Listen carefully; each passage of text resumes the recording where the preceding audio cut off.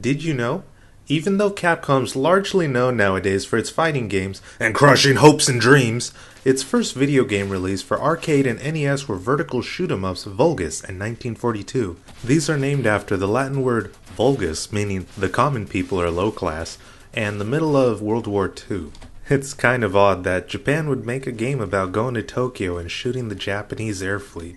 Did you know Capcom released Lost Worlds in 1988 for arcades, 7 years before the book of the same name would be published by Michael Crichton, and 9 years before the film Jurassic Park, loosely based off of that book, would be shown on the big screen? Did you know Lost Worlds was localized as Forgotten Worlds in countries outside of Japan, most likely due to the book titled by the same name by Arthur Conan Doyle? The characters have made several appearances in other Capcom titles such as Marvel vs. Capcom, Namco vs. Capcom, but have yet to get a reimagining such as the Ghost and Goblins or Bionic Commando franchise. Guess it lives up to its name of Forgotten. Did you know? Okay, enough of that.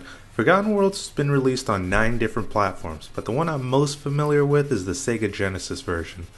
Unfortunately, this doesn't have voice acting like the arcade version,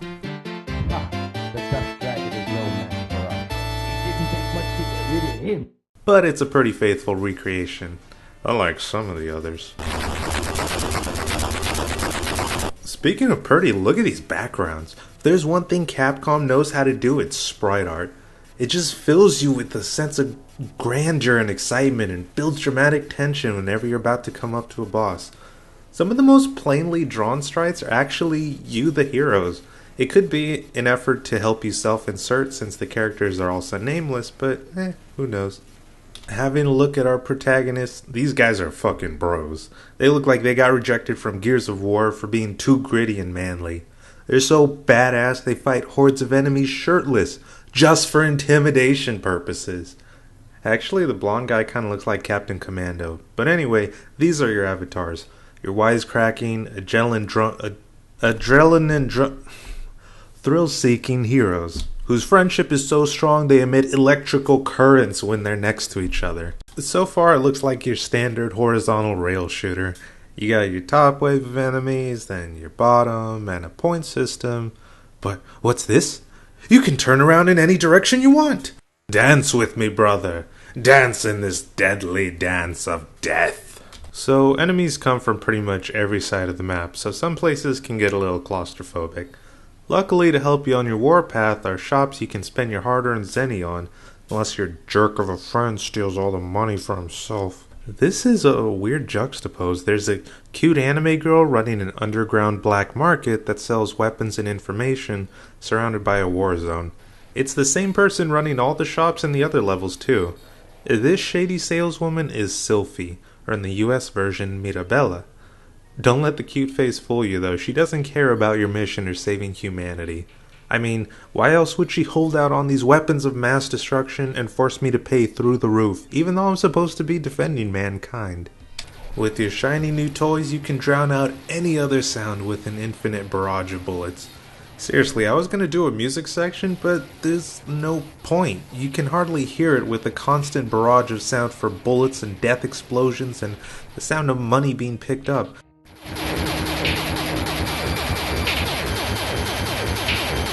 It's like if a swarm of angry bees were given automatic rifles. I suppose the constant stream of cool sound effects and chaos on the screen was to entice kids even more to play the game. If you heard as a kid and it piqued your interest, right? It still works on us in adulthood too. You go to Vegas, tons of flashing lights, random sounds, it's an absurd amount of sensory stimulation, and I guess that's why we love it.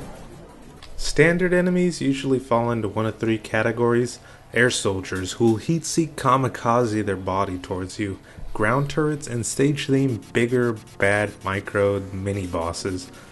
The AI isn't terrifically hard or intelligent, but there's a lot of them firing a lot of bullets and throwing their body at you if that doesn't work.